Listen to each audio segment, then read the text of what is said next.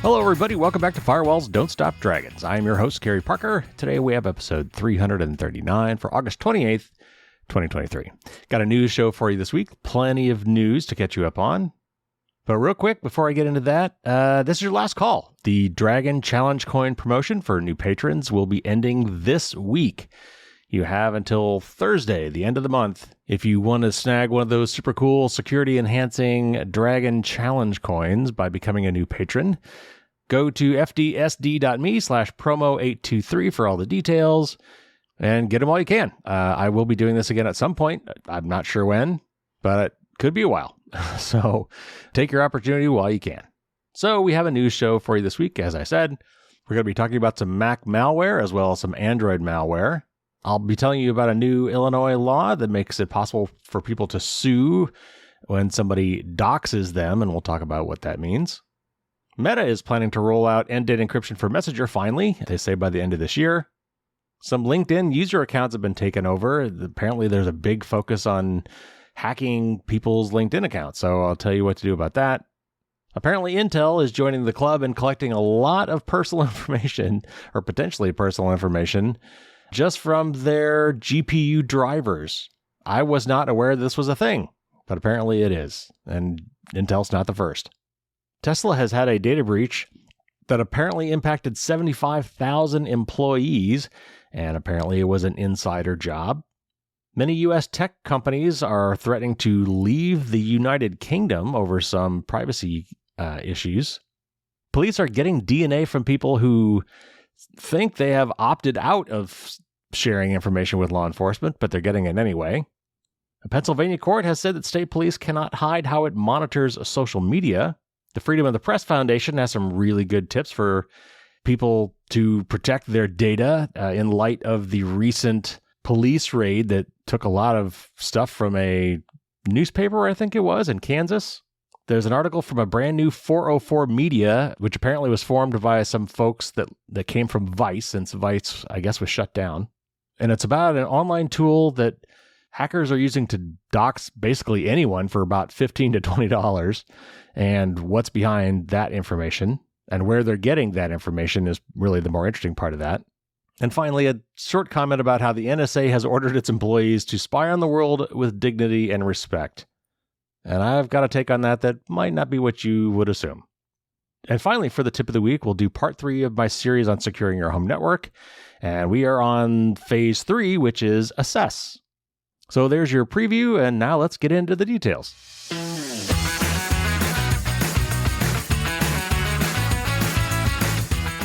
All right, first up, this is from Tech Radar, and it's about some Mac malware that's going around. It says, if you stumble upon an app that claims to be a productivity solution called Office Note, ignore it and walk away. It's just a piece of malware trying to steal sensitive data from your macOS device. Cybersecurity researchers from SentinelOne recently published a blog post detailing their discovery of a brand new version of Xloader, an 8-year-old malware as a service, which now comes written in an entirely different programming language, but capable of wreaking just as much havoc as before. As per the report, Xloader is an info stealer and a botnet that's capable of stealing secrets stored in people's browsers and more. The older versions were written in Java, but given that macOS no longer supports it by default, the new version is written from scratch in C and Objective-C. Furthermore, it's shipped with an Apple developer signature. And I'll come back to that in a minute. The signature has since been revoked by Apple, but Cupertino's built-in malware blocker, XProtect, is yet to start spotting the malware, they say. The info stealer is growing immensely popular, the researchers further claim, saying that, quote-unquote, multiple submissions popped up on VirusTotal last month, an indication of rising popularity. On the dark web, the Mac version of the service costs $199 a month, or $200 a month for 3 months. That makes no sense. Quite the price hike compared to the Windows version, which is $59 a month or $129 for 3 months. There must be some sort of typo in that. Those prices make no sense for the Mac version. Anyway, moving on. If you do end up installing Office Note on your endpoint, you'll get a message saying that the application doesn't work. In the background, however, the application works just as intended, dropping payloads and installing persistence agents. If it runs unchecked, the malware will try to steal secrets from the user's clipboard and look for secrets in Chrome and Firefox. Interestingly, though, Safari isn't being targeted. So the article just kind of ends right there. It doesn't tell you much more. But if you have, for some reason, installed this application, you definitely want to remove it ASAP. And you might want to start being on the lookout for, potentially having some of your accounts stolen or hacked into if for some reason it was able to steal passwords or anything that you may have on your clipboard. In other words, anything you may have copied. So real quickly, it talked about the Apple developer signature. And Apple requires software developers for macOS and iOS to create developer accounts, and that sets them up to have certificates or signatures for every app that they write so they can be validated with Apple and with the device. So in situations like this, where a bad actor somehow gets one of these valid signing certificates, allowing them to basically sign apps so that Apple says, oh, that looks legit, they can remove or revoke those licenses so that the Mac no longer accepts them. But I think once it's installed, that's the only time that check is made. I don't think Apple goes back and looks for signatures that have been revoked, which honestly, I think it should. And maybe it does. And maybe I'm just not aware that it does. But anyway, that's what they were talking about when they were referring to the developer signature. All right, let's move on. Here's a brief article from Tom's Guide about some Android malware. Hackers are always cooking up new ways to get their malicious apps onto your smartphone. The latest tool in their arsenal is a new type of Android malware that can conceal itself from the best antivirus apps by using a novel anti-analysis method for Android package or APK files. That's according to recent findings from Zimperium, a mobile security firm dedicated to identifying and eliminating malware from the Google Play Store. APKs are package files that are used to install and distribute apps across Google's mobile ecosystem. These malicious files, and by the way, APKs aren't malicious. There's a particular type of APK in this case that is malicious, but not all APKs are malicious. That sounded funny the way this was worded. These malicious files resist decompilation, aka the process antivirus software uses to flag suspicious code, and that is just one thing that they do, by using unsupported or heavily manipulated compression algorithms. Since this tactic is unknown to antivirus programs and cybersecurity researchers are only just discovering it, it enables malware to pose as a regular app and completely bypass security measures. A Zimperium report published this week found 3,300 APKs using this suspicious compression method in the wild. Zimperium notes that it didn't find evidence that the apps affiliated with the 3,300 APKs flagged in its analysis were listed on Google Play Store at any point in time. That suggests the apps were distributed through alternative means such as third-party app stores or sideloading. The best Android phones have always offered the ability to sideload apps by downloading and installing an APK file, though you'll first need to enable the ability to install apps from unknown sources in your phone's settings. And while sideloading has its legitimate use cases, it's also frequently exploited by bad actors to sneak malware into otherwise legitimate-looking apps. The good news is, if you don't sideload apps on your Android phone, you're unlikely to be at risk of having this type of malware. So actually, going back to the Mac one as well, in that case, I'm pretty sure that the macOS app they were talking about was not in the official Mac App Store. It was something you would have had to find and download and try to install on your own, which macOS allows you to do unless you change your security settings. But normally the settings are such that you can install things from the App Store or anything signed by an Apple developer, which again is where that signature comes in. You can actually set your settings to only allow apps from the App Store, but that can be kind of restrictive. And yet that's exactly what I recommend that you do for your smartphones, is you only install things from the actual Apple or Google app stores. On Apple, that's currently your only choice, though there is legislation in the works that might require this in both the EU and other places like the United States. But on Android, it's pretty much always been possible to on your smartphone devices to sideload apps that didn't come from the Google Play Store, or to get apps from Play Stores other than Google's Play Store. But the best thing to do for your security is to only use the Google Play Store and the Apple App Store. Okay, moving on.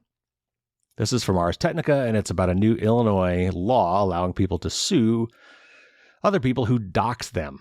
Now, before I even get to this article, let's talk about doxing real quick. And if you're not familiar with the term, doxing, spelled D-O-X-I-N-G or D-O-X-X-I-N-G, is a take on the term documentation. And so doxing someone is basically publishing information about them, their quote-unquote documents, probably personal information, or at least information they wouldn't want made public, on some sort of an online forum, and in a way that publishes it to the world in a form of harassment. For example, somebody recently published the names and home addresses of the people on the grand jury that recently handed down an indictment for former President Donald Trump. And those people are now getting threats. So you could argue that information was public information, but you would have had to have known their names. If you knew their names, you could probably look up their addresses, but somebody went to the trouble of finding all information and published it all at once in a very public forum. And so therefore that is considered doxing. Okay, now let me read the article with that as background.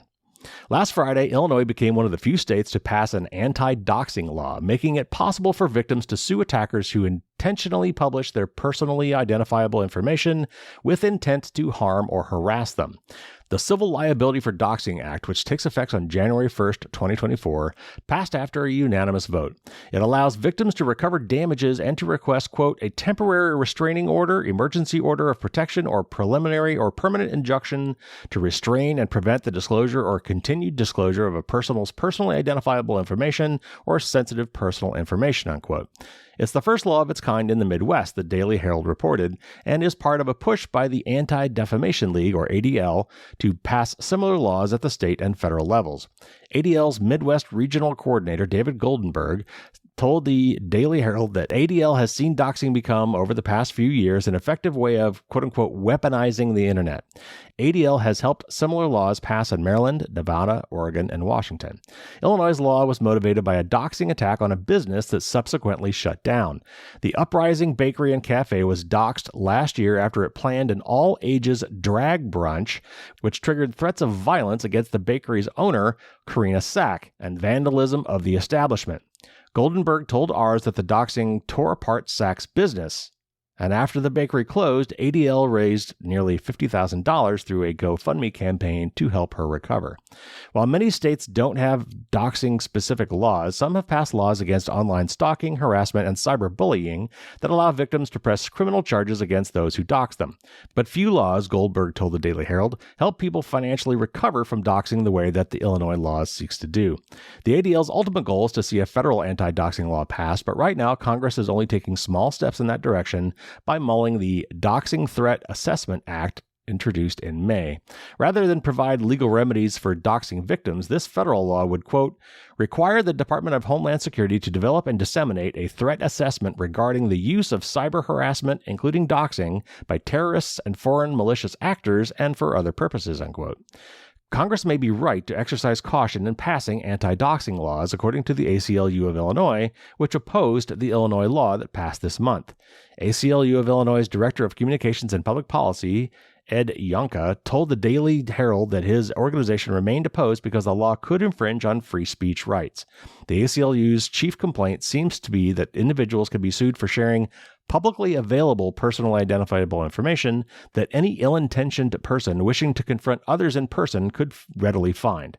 Goldenberg told ours that the Illinois law was written to emphasize not how the information was found and gathered by people seeking to dox others, but on what they did with the information and how much harm they caused. The law might need less updating as the internet evolves if it doesn't focus on the methods used to mine personally identifiable information. So I agree, this is tough, right? You've got to be careful when you start, making people criminally liable for things they post online, especially if that information is publicly available and true. And yet, doxing is a thing, and it causes real harms, as this article calls out. So we'll come up with laws like this, and we'll have to tweak them as we go if we find that they don't do what they think they're going to do, or if they have unintended consequences. But at least we're trying and, hopefully making some progress on this. All right, next up, this is from TechCrunch, and this is about Meta, or Facebook. Meta said today that the company plans to enable end-to-end encryption by default for Messenger by the end of this year. The tech giant is also expanding its test of end-to-end encryption features to, quote, millions more people's chats, unquote. The company has been building end-to-end encryption features into Messenger for years now. However, most of them have been optional or experimental. In 2016, Meta started rolling out end-to-end encryption protected through a secret conversations mode. In 2021, it introduced an option for voice and video calls on the app.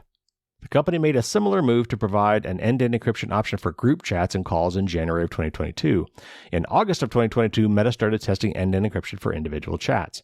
There's increasing pressure on Meta to enable end-to-end encryption so the company or others can't access users' chat messages, and I'll come back to that in a minute.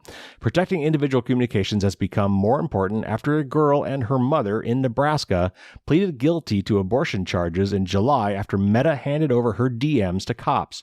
Last year, the police prosecuted the 17-year-old based on data about her direct messages from Messenger provided by Meta soon after the Supreme Court overturned Roe v. Wade, a 1993 judgment to make abortion legal. In a letter to the digital rights advocacy group Fight for the Future, this month, Meta's Deputy Privacy Officer Rob Sherman said that it will roll out end-to-end encryption to Instagram DMs after the Messenger rollout. He also mentioned that, quote, the testing phase has ended up being much longer than we anticipated, unquote, because of engineering challenges. Yeah, if you don't design with privacy in mind to begin with, it's a lot harder to bolt on after the fact.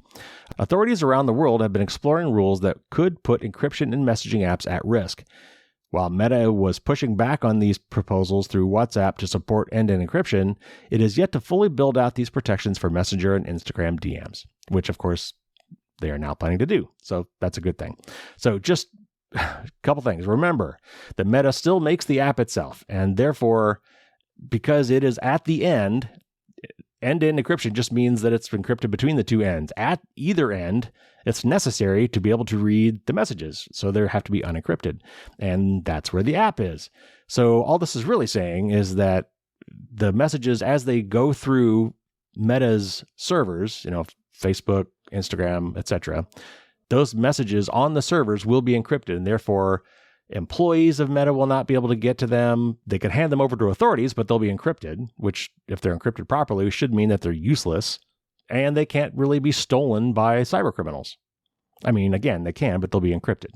But at the end of the day, Meta still has access to the contents of your messages because they wrote the app. And they probably will be looking at the contents of those messages to serve you ads, for example. So anyway, not saying it's not a good thing. I'm just saying keep in mind that when they say, for example, that Meta won't have any way of reading your messages, well, they kind of do, but it's only at the device level. All right, next up, this is from TechRadar, and it's about LinkedIn user accounts being hacked. Someone is targeting LinkedIn accounts, trying to break in with either login credentials leaked elsewhere or with brute force attacks. As a result, many people have had their accounts compromised, while others have been locked out due to too many failed login attempts. Earlier this week, CyberInt reported that many LinkedIn users took to social media platforms such as Reddit, Twitter, or Microsoft forums to ask for help.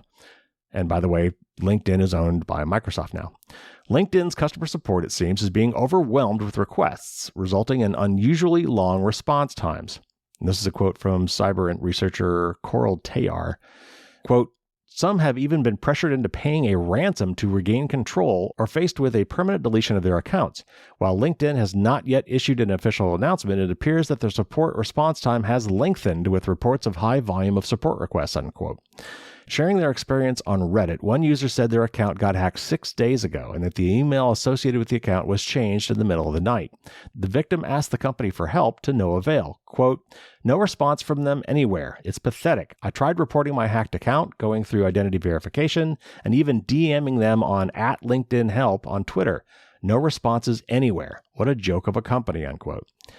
While the goal of the campaign is unknown, as is the identity of the attackers, the researchers did manage to find out that the emails are being replaced with those from the Rambler.ru service. This doesn't necessarily mean that the threat actors are Russian, but it gives some credence to the notion. As for the goals, social media accounts can be used for malware distribution, social engineering, or fraud. Messages received from friends and colleagues on social media platforms usually have a higher open rate than those coming from complete strangers, possibly resulting in more successful malware campaigns. So, if you have a LinkedIn account, you should absolutely turn on two-factor authentication if you have not done so already.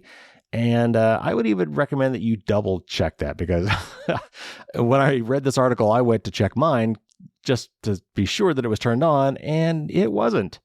So it turns out I had two LinkedIn accounts, one that I no longer use, and on my new one, I had not turned it on, and I'm not sure why. It may have been that when I did this a long time ago, they didn't even have two-factor authentication available, so I couldn't turn it on. And so I just assumed later that I had because I always do, but but I hadn't. So anyway, double check this. Make sure you've got your two-factor authentication turned on for LinkedIn.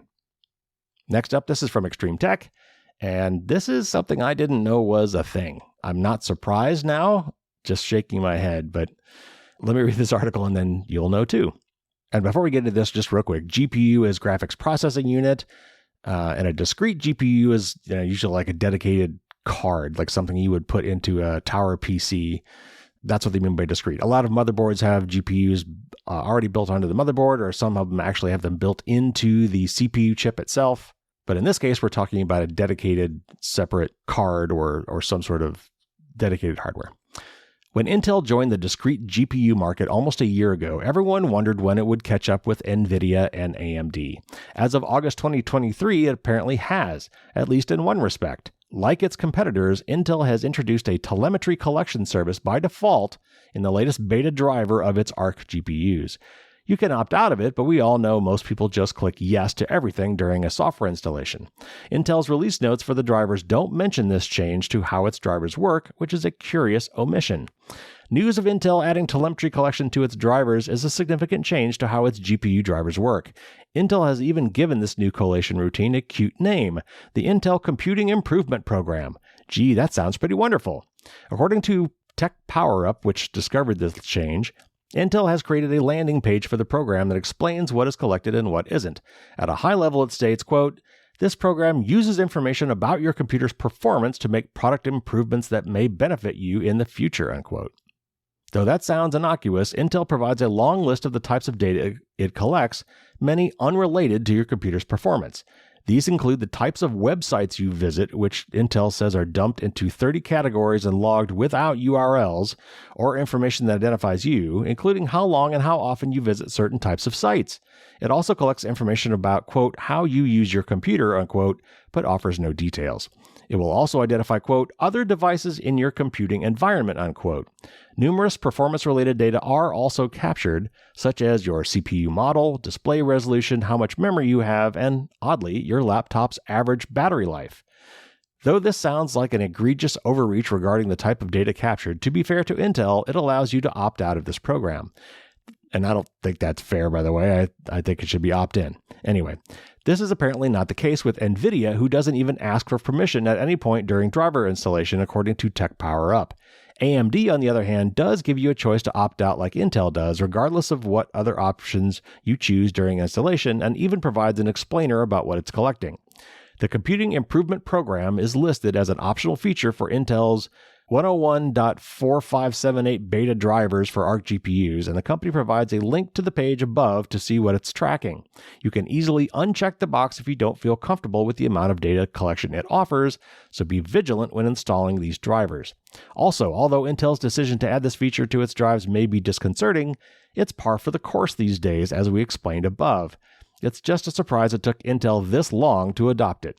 Windows 11 also transmits a lot of user data, though it can be challenging to pin down the exact details. And that is putting it mildly. It's really hard to lock down Windows in terms of privacy. It collects a lot of crap by default. So anyway, I didn't even think about this, but sure, why not? Everything wants to collect your data. It should not be shocking that there is now yet another commonly installed piece of software that will want to collect personal data and have it be opt out by default, meaning you've got to find the setting and make sure you turn it off and don't just say yes to everything when you install something. All right, next up, this is from TechCrunch, and it's about a Tesla data breach of internal employee information. Tesla has said that insider wrongdoing was to blame for a data breach affecting more than 75,000 company employees.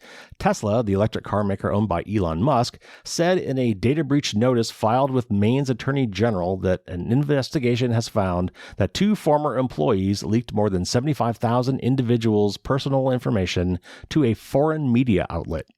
This information includes personally identifying information, including names, addresses, phone numbers, employment-related records, and social security numbers belonging to 75,735 current and former employees. Tesla said 2 former employees had shared the data with German newspaper Handelsblatt. The outlet assured Tesla that it wouldn't publish the information and that it is, quote, legally prohibited from using it inappropriately, unquote, according to the notice.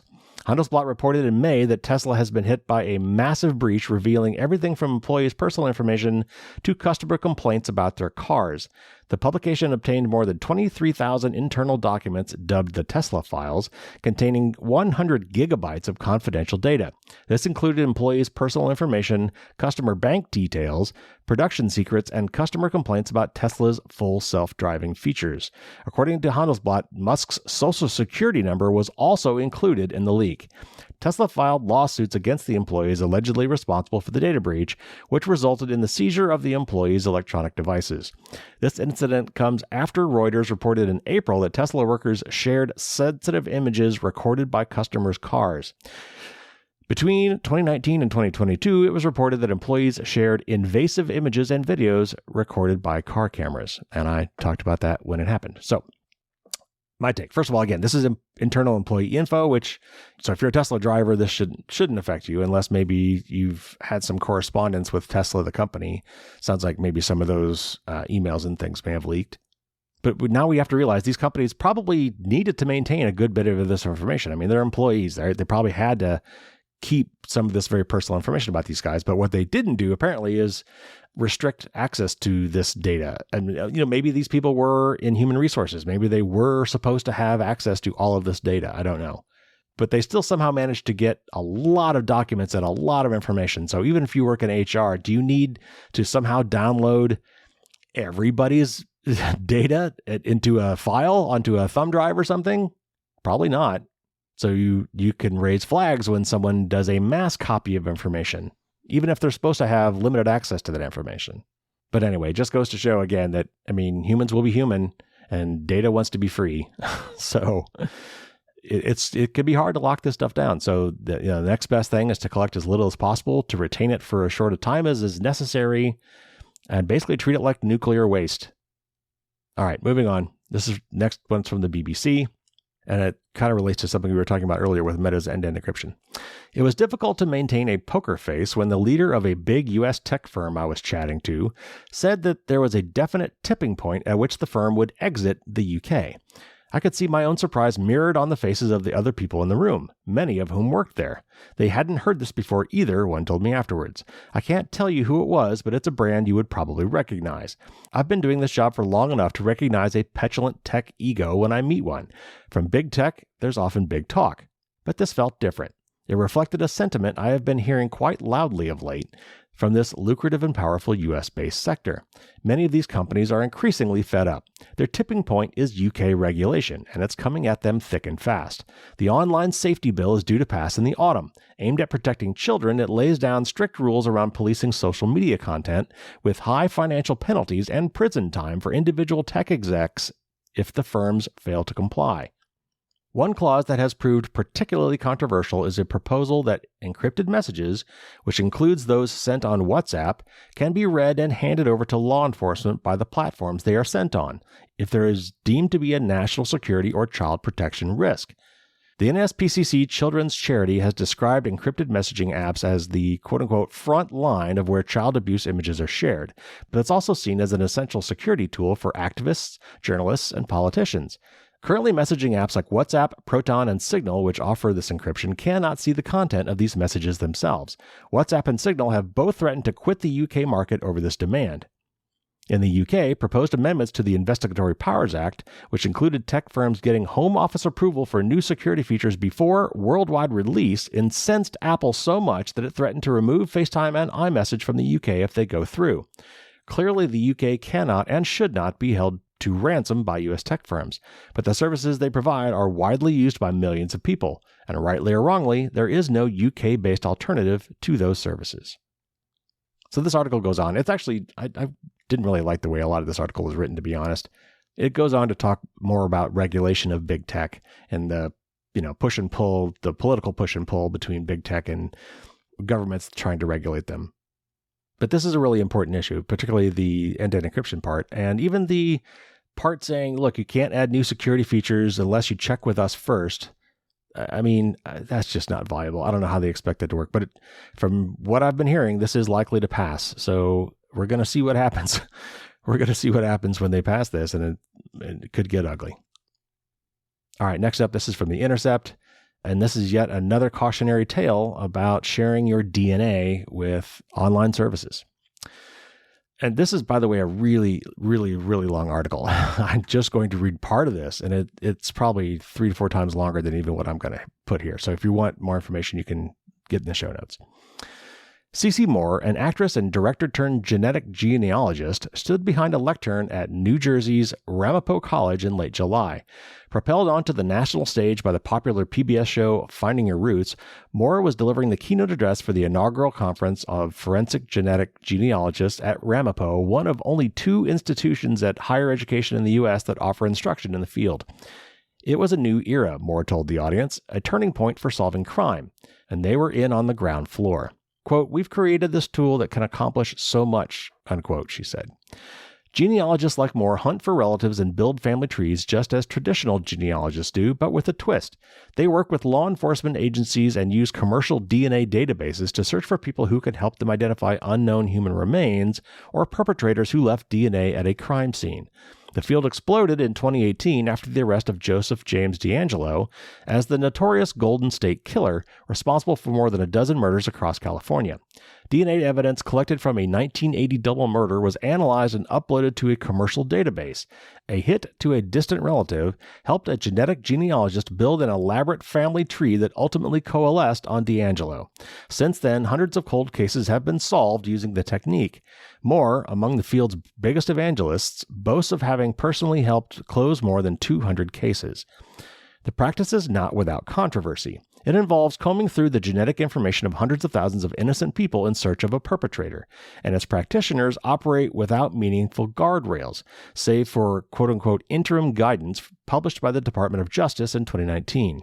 The last 5 years have been like a Wild West, Moore acknowledged, but she was proud to be among the founding members of the Investigative Genetic Genealogy Accreditation Board, which is developing professional standards for practitioners. And this is a quote from Moore, quote, "With this incredibly powerful tool comes immense responsibility," unquote, she solemnly told the audience. The practice relies on public trust to convince people not only to upload their private genetic information to commercial databases, but also to allow police to rifle through that information. "If you're doing something you wouldn't want blasted on the front page of the New York Times," Moore said, "you probably should rethink what you're doing." Quote, "If we lose public trust, we will lose this tool," unquote. Despite those words of caution, Moore is one of several high-profile genetic genealogists who exploited a loophole in a commercial database called GEDmatch, that's GEDmatch, allowing them to search the DNA of individuals who explicitly opted out of sharing their genetic information with police. The loophole, which a source demonstrated for The Intercept, allows genealogists working with police to manipulate search fields within a DNA comparison tool to trick the system into showing opted-out profiles. In records of communications reviewed by The Intercept, Moore and 2 other forensic genetic genealogists discussed the loophole and how to trigger it. In a separate communication, one of the genealogists described hiding the fact that her organization had made an identification using an opted-out profile. The communications are a disturbing example of how genetic genealogists and their law enforcement partners, in their zeal to close criminal cases, skirt privacy rules put in place by DNA database companies to protect their customers. How common these practices are remains unknown, in part because police and prosecutors have fought to keep details of genetic investigations from being turned over to criminal defendants. As commercial DNA databases grow and the use of forensic genetic genealogy as a crime-fighting tool expands, experts say the genetic privacy of millions of Americans is in jeopardy. To Tiffany Roy, a DNA expert and lawyer, the fact that genetic genealogists have accessed private profiles while simultaneously preaching about ethics is troubling. And this is a quote from her. She says, quote, "If we can't trust these practitioners, we certainly cannot trust law enforcement. These investigations have serious consequences. They involve people who have never been suspected of a crime," unquote. At the very least, law enforcement actors should have a warrant to conduct genetic genealogy search, she said. Quote, "Anything less is a serious violation of privacy," unquote. So again, those are just excerpts. This is a very, very long article that gets into several other details. So if you are interested in this story at all, in particular, if maybe you have uploaded genetic material to some sort of a public database, even if you think you have opted out of sharing that genetic material with other databases, you might want to read this article. And then you might want to contact whatever service you may have used, even if it's not GEDmatch, because I do know that some of these services, Ancestry and others, have the option to share with GEDmatch. And maybe those options are on by default. I'm not sure. Or maybe the option for sharing with law enforcement is on by default, so that if you share it at all, it will automatically be shared with law enforcement. I don't know that for sure, but if you have uploaded your DNA to any such service, I would be checking on that to find out and be sure. You can probably ask them to delete your information as well. And, maybe you want to do that. All right, next up, this is from the Associated Press, and it's about police trying to hide how they monitor social media. It's very short. Pennsylvania's Supreme Court ruled Tuesday that the state police can't hide from the public its policy on how it monitors social media. Advocates for civil liberties cheered the decision. The law enforcement agency had argued that fully disclosing its policy for using software to monitor online postings may compromise public safety. Andrew Christie, a lawyer with the ACLU of Pennsylvania, said the ruling, quote, sort of puts law enforcement on the same playing field as all other government agencies. If they have a legal justification to keep something secret, then they have to put forth sufficient evidence to justify that, unquote. People need to know what police are doing in order to decide if it's appropriate, he argued. And one final quote from Christie, quote, ultimately, that relies on the voters understanding what law enforcement is doing so that then, through their elected representatives, they can rein them in when they're acting in a way that doesn't comport with what the public wants, unquote. And this article is a little bit longer than that, but that was the gist of it. And yeah, I think we have to have transparency. And, I think there should be warrants for a lot of this kind of monitoring, to be honest, even if it's publicly available information, I guess. I don't know. It's fuzzy. A lot of the problem with these tools is the scale at which we can do these things. There was information that used to be public, but it was a lot harder logistically to get that information. Like you actually had to go physically somewhere, like a county clerk's office, to get that information. But now it's available online anywhere around the globe 24/7. And with certain tools can just be scraped indiscriminately and searched. So it's really a matter of scale in a lot of these cases, even if it's publicly available information. And yeah, as a voter, I need to know what my government is up to so that I can decide who I want to put in office based on their wanting to adopt or not adopt some of these policies. So anyway, I think transparency is almost always a good thing. Obviously there's national secrets and things like that where you have to be very careful, but we tend to go the wrong way on that and overclassify way too much stuff and try to keep way too many secrets. So anyway, in this case, I think it's a good thing. All right, next up, this is from the Freedom of the Press Foundation. I would love to interview somebody from them. I think I've reached out a couple times in the past. I need to keep up on that. But anyway, this really is a very informative article, and that's why I'm including it. It doesn't really actually talk about the reason they're writing this article, which was a raid by the Marion, Kansas Police Department on the Marion County Record, which was a local newspaper. It caused a major kerfuffle, as it should. But anyway, the upshot of that was this article for other news organizations and really anybody on how you might want to protect your data. So let me read this article. Based on the reporting we've seen so far, the Marion, Kansas Police Department raid on the Marion County Record appears to violate federal law and the First Amendment. While this shouldn't have happened in the first place, we can't assume law enforcement will always follow the law. However, journalists can take some straightforward steps to better protect newsroom data and to maintain continuity during an emergency. And again, by the way, this is really true for anybody, not just newspapers. While the Record and all newsrooms should be able to operate without these kinds of press freedom violations, knowing what digital security vulnerabilities police may have exploited during the raid gives media organizations insight into defending against these potential vulnerabilities. According to court documents, officers seized 2 cell phones, 4 computers, a backup hard drive, and reporting materials.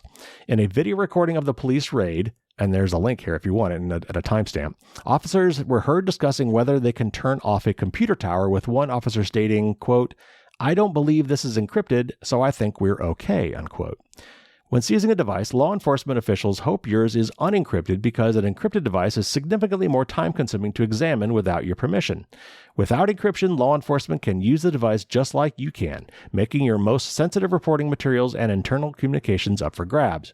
The good news is if you have a modern, up-to-date iPhone or Android phone, your device is encrypted by default just by having a password.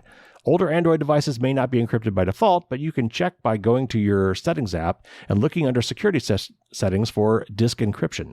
It may also be Device Encryption or under a similar name. Thousands of U.S. law enforcement groups have access to tools to help crack your password, particularly on older phones and phones with short, predictable passwords. If you can help it, the longer and more random password you have, the better. We recommend a password manager which can generate and store your passwords. 1Password is free to newsrooms under the 1Password for Journalism program. To learn more, check out our guide to securing your smartphone, which of course is a link.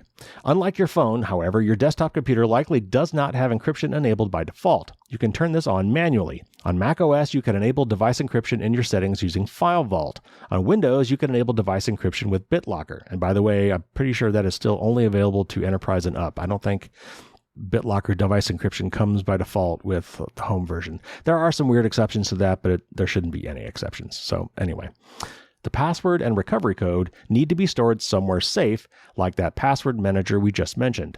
It's important to note that many types of device encryption are only activated when the device is fully turned off. To sufficiently protect your phone or computer with encryption, turn it all the way off. Don't just put it to sleep. Now, actually, I think that's really more for your computer than your phone. Most people don't turn their phones off ever. Most people don't turn their computers off ever, honestly. But if you're in a situation where you're not sure, like maybe you have a little bit of foresight, like you're going to a protest or you're crossing a border somewhere between countries, or you think you might be searched for some reason, then that might be the time to turn everything all the way off. During the raid at the Record newsroom, Kansas police seized a single backup hard drive. We are not aware of what other backup devices the weekly news outlet may have had, but the incident underscores the importance of regularly maintaining backups in more than one physical location in case these devices are ever seized, lost, stolen, or break down over time. Or let's say there's a fire or a flood or tornado or something at the location. This is not just about security, this is about minimizing disruptions to newsroom operations. One of the easiest ways to make a backup on your own external hard drive is with Apple's built-in Time Machine tool on macOS, as well as the backup and restore settings on Windows. On Apple devices, you can also make end-to-end encrypted backups using Apple's iCloud Advanced Data Protection mode, meaning even Apple can't read them. And while you can make remote backups using Microsoft's built-in backup tools, Windows machines do not have an end-to-end encryption option at this time, making them vulnerable to legal requests. If you feel in control of your physical space, local backups on your own hard drive can be safer. Also taken from the Record newsroom was reporting material, underscoring the importance of encrypting individual files or folders you want to keep secure on USB storage devices. For example, Windows can use BitLocker to go to encrypt external USB drives, and macOS users can encrypt USB storage with Disk Utility. All major desktop operating systems support VeraCrypt. Check our guides on picking which encrypted USB storage option works best for you. Our digital security training team supports newsrooms in the need of digital security assistance, and we're always happy to talk through these issues. Reach out here, which of course is a link. Okay, so again, this was targeted for journalists in the wake of this police raid on a local newspaper, which I'm very interested to see how that's going to shake out legally. But a lot of this applies to everybody. So there's really good advice in there. And again, there are some links in there to some of these guides they're talking about if you want to get more info. All right, just a couple left here. This one's from 404 Media, and this is a new journalistic group, I guess. They're online only as far as I know. Vice or Motherboard, I think, was shut down. And so these four people started 404 Media and are trying to keep that journalism alive. And they've got an article here about a rather disturbing service that you can access through kind of the dark webs. All right. It only took a few seconds to uncover the target's entire life. On the messaging app Telegram, I entered a tiny amount of information about my target into the dark blue text box, their name and the state I believed they lived in, and pressed enter. A short while later, the bot spat out a file containing every address that person had ever lived at in the U.S., all the way back to their college dorm room more than a decade earlier. The file included the names and birth years of their relatives. It listed the target's mobile phone numbers and provider, as well as personal email addresses. Finally, the file contained information from their driver's license, including its unique identification number. All of that cost $15 in Bitcoin. The bot sometimes offers a social security number too for $20. This is the result of a secret weapon criminals are selling access to online that appears to tap into an especially powerful set of data, the target's credit header. This is personal information that the credit bureaus, Experian, Equifax, and TransUnion, have on most adults in America via their credit cards. Through a complex web of agreements and purchases, that data trickles down from the credit bureaus to other companies who offer it to debt collectors, insurance companies, and law enforcement. A 404 Media investigation has found that criminals have managed to tap into that data supply chain, in some cases by stealing former law enforcement officers' identities, and are selling unfettered access to their criminal cohorts online. This tool, 404 Media tested, has also been used to gather information on high-profile targets such as Elon Musk, Joe Rogan, and even President Joe Biden, seemingly without restriction.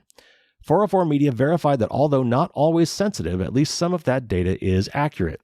Overall, the tool offers exceptional power and requires little to no technical sophistication to obtain a victim's sensitive data. Worse yet, it is exceedingly difficult for a user to opt out, and this data may be available even for people who have otherwise been careful with distributing their personal information and who have taken steps to have their details scrubbed from other data brokers. 82% of American adults had a credit card in 2022, according to data from the Federal Reserve. Whenever someone applies for a credit card, their financial institution transfers personal details about the customer to the big three credit bureaus, Equifax, Experian, and TransUnion. This is in part so the bureaus can track a user's credit score. In other words, the majority of the adult population, by simple fact of how credit cards work, will have their personal information collected and stored by these bureaus.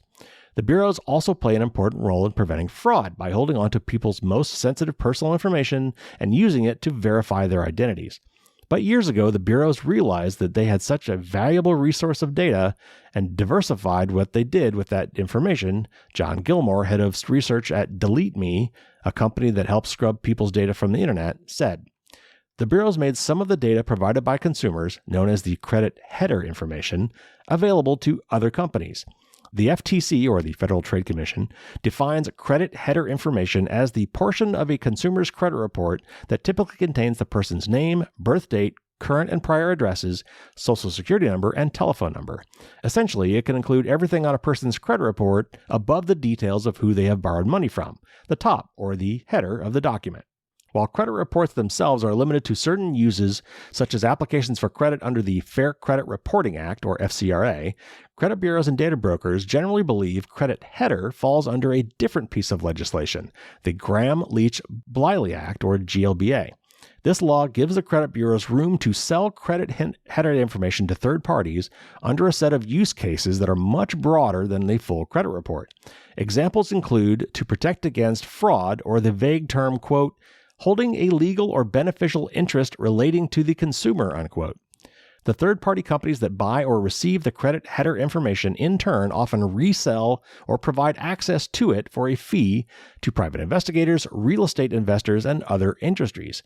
One company called Alumni Finder, for example, sells GLBA data so educational institutions can, quote, reach and engage lost alumni, unquote, according to its website. Immigration and Customs Enforcement has used similar data that flowed from utility companies to Equifax, which was then sold to data brokers. And in March, the FBI and National Counterintelligence and Security Center warned that foreign intelligence entities working for repressive regimes have sought access to private investigators in part to obtain personal information on targets in the U.S. At some point in that trickle-down of data, criminals have found a way in. In 404 Media's own tests, while DeleteMe is a helpful tool at removing personal information from a myriad of people search sites, at the time of writing, it does not appear to cover the sites these criminals are using, nor does it prevent the tested Telegram bot from gaining access to information that is otherwise not easily available. Gilmore from DeleteMe said that the company is constantly adding new services to track, and some are more responsive than others. That game of whack-a-mole presents another, more fundamental issue. Curtailing the spread of credit header information will persist until it is stopped at the source, the credit bureaus. But for the ordinary consumer, it can be very difficult to get the credit bureaus to stop selling their data to third parties, and perhaps impossible to have them deleted entirely, given their continued role in combating fraud. So I don't know how much to add to that, but it's pretty obvious what the problem is here and what we need to do about it, and that is regulation, unfortunately. And honestly, we don't need to go after these guys specifically. We just need broader privacy protections that would encompass this. Our data is being collected and sold willy-nilly. It is a total Wild West right now. All right, last one, and this is very short, and I've got kind of had an odd reaction to this article, and so I'll share that with you after I read this part of it. And this is from The Intercept. The National Security Agency, the shadowy hub for the United States electronic and cyber spying, has instructed its employees that foreign targets of its intelligence gathering, quote, should be treated with dignity and respect, unquote, according to a new policy directive. The directive, released this summer as its internal guidance, is for the NSA's vaunted Signals Intelligence, or SIGINT, division, which is responsible for covert surveillance and data collection worldwide.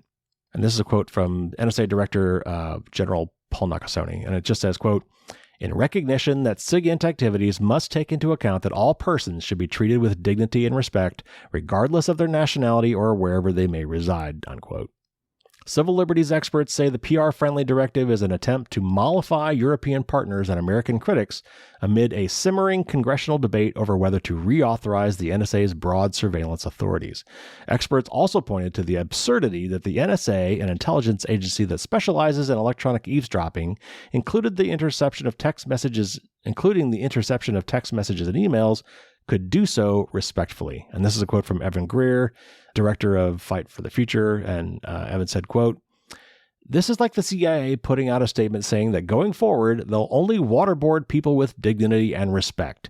Mass surveillance is fundamentally incompatible with basic human rights and democracy, unquote. Okay, so I'm not going to disagree with Evan on this. Sure, I've got a lot of problems with mass surveillance. But nevertheless, I mean, this is saying the right thing. I mean, even if it's for the wrong reason, we absolutely need to treat people with dignity and respect. And there's a lot of ways that they're not doing that in my view. But anyway, I just thought it was kind of crappy to dump all over someone saying this because it's the right thing to say. But, you know, of course, we should be pushing back against the mass surveillance programs and whatnot, and asking for warrants and then more transparency, yada, yada, yada. We've talked about this many times before. But General Nakasone is saying the right thing, and so I'm not going to diss him for that. Encouraging your employees to do the right thing is not wrong. Okay. Now, we don't have a Dear Carrie question this week. I'm actually running out. I've answered most of them at this point, and people, for some reason, have stopped submitting them. I will remind you that once a month, even though I'm not announcing it here, I am pulling out a winner of a free PDF copy of my book to people who have submitted questions. So I'll circle back to this at the end of the show, but that's why we haven't had a Dear Carrie question recently. Okay, so let's get to the tip of the week then. And this is part 3 of my 4-part series on securing your home network. And so far we've had a scan phase and we've had a simplify phase. And phase 3 is assess. And so this is now that we have figured out everything that's at our network, and now that we have removed as many devices from that network as we can, simplify, reduce. Now, with whatever's left, we need to figure out where we stand. We need to kind of take stock of what's left. And so, of course, there's a blog article on my website, Firewalls Don't Stop Dragons, if you want to go check out the full article there. Again, if you're a newsletter subscriber, this is already in your inbox waiting for you to read. But let me give you the basics here. So we have listed all the devices in our network. We've gotten rid of the ones we no longer need, or taken them off the network at least and made them dumb. And now we're left with these listed devices. And some of these are computers, some of these are smartphones and maybe tablets, and probably some IoT devices, maybe a smart thermostat, maybe some smart switches, who knows? There are a lot of these things out there today. So at this point, before we go to the trouble of updating the software on all these devices, we need to kind of take stock of what we've got and ask ourselves some questions. And these are some of the kind of questions that I want you to ask. So going through this list, what is this device actually doing? What purpose does it serve? What's it doing for you? And then not just the things that you use it for, what else might it be doing? Make sure you're aware of all the things this device actually does. And then think about catastrophe. What's the worst thing that could happen if this device failed, or if the service it depends on goes away? Do I need a backup for this device, or the functions that this device performs, or the data that it keeps? What would happen if this device was compromised? What information could it divulge to bad actors? Are there any unnecessary features that you might want to disable? Is it sharing data that you might want to opt out of? You probably should dig through the device's settings and configuration. And by now you should kind of know how to do that. But if not, that's something else you need to do is figure out how I configure this device. So that would let me know, for example, what software this device is running, what version of software it's running. That is usually somewhere in its configuration. Maybe that requires an app on your phone that you need to talk to it. Maybe the device has a web page that you can hit, kind of like your home router, where if you know the device's address, you can log into that web page and then configure it from there. Maybe it's got some sort of a cloud configuration, but you're going to need to know what that is because that's probably how you're going to have to update the software. So while you're in there and doing that, dig around in some of the settings and make sure there's not some opt-outs that you want to do. Is the manufacturer of this device trustworthy? Are they even still in business? Because if you've got a device that's no longer supported, that's bad. You might want to do some searches. You've already got the make and model. We found that out when we did the scan. So you know what the device's make and model is. You might want to search for the manufacturer name plus words like hack or privacy or security or breach. For example, you might want to even look for acquired or sold or bankruptcy or things like that. Just do a little research on the manufacturer. You might want to find out if this device has any known vulnerabilities. So what you could do at this point is search on the make and model of your device on the web, plus the terms CVE, which is for common vulnerability and exposures, or KEV, which is kind of a newer term for known exploited vulnerabilities. Like I said, you should find out if this device is still being supported. You should be able to go to the manufacturer's website and look for support and then search for your make and model, maybe on your serial number. And while you're there, that's probably where you're going to find software information for software updates. But while you're there, you might want to download the PDF manual for your device if you didn't save the paper one, or personally, I like to digitize everything anyway. So maybe you want to save the PDF copy of the manual. That's probably where you'll find it. And then while you're thinking about it, one more thing, think about, should you move this device to your guest network? And if it's an IoT device, if it's an Internet of Things device, I'm going to say that you probably should. I've got a whole article on this called Be My Guest that there's a link to in this article as well. So once you've done all that, you should prepare for your software updates, which is going to be part of our remediate step, which is next. So, figure out what version of software it's running, figure out what the latest version is, and if those are the same. If they're not, that means you're going to need to upgrade it, and then figure out how to update it. So get that information. This is a preparatory step. This is our assessment phase. So this is what you should be doing for all the devices that we now have left, whatever, after the dust settles, after our simplify phase. All the devices left that are going to be on your home network. And so there you have it. There's your tip of the week. And next time we do this, we'll do the final phase, which is to remediate, which is actually to kind of fix things up and make them more secure. So there you have it, your news and your tip of the week.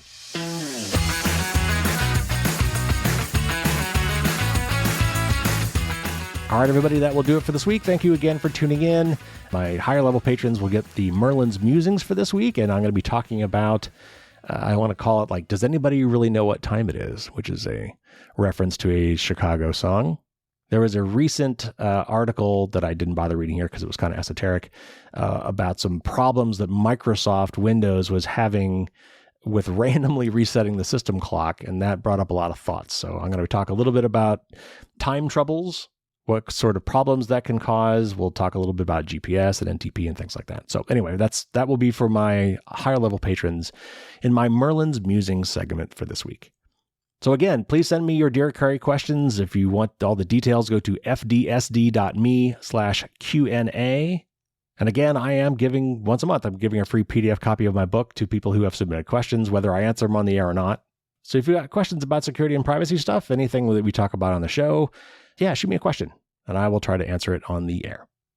I could use some more book reviews. I'm actually getting a couple. I got a weird 2-star review, which those always suck. So now I need some more 4 and 5-star reviews, preferably 5, to offset that. But I always need more. I think at one point, 70 some reviews for one of the earlier versions of my book, and that all gets erased every time I put out a new edition. So I'm starting from scratch. So if you've read the book and you like it, please consider putting a nice review on Amazon. I would very much appreciate that. Same thing for the podcast. I could always use reviews for that too. It helps these things pop up to the top of search results when people go searching. So it is important. Got some great reviews coming up. Next week, we'll be talking to Tom Kemp about data brokers. We'll be talking to Nick Oles about phishing, and then Corey Doctorow about some big tech stuff. Andy N from Proton is back. And then I got another great interview coming up with somebody I've never talked to before, but have wanted to talk to for a very long time. I don't want to jinx it yet or spoil it, so I'll sit on that one for a bit. But fingers crossed, that will be coming up too. So anyway, subscribe now, and that way, when those interviews hit, you will get them automatically on your podcast app. All right, everybody, take care out there, stay safe, and until next week, as always, don't get caught with your drawbridge down.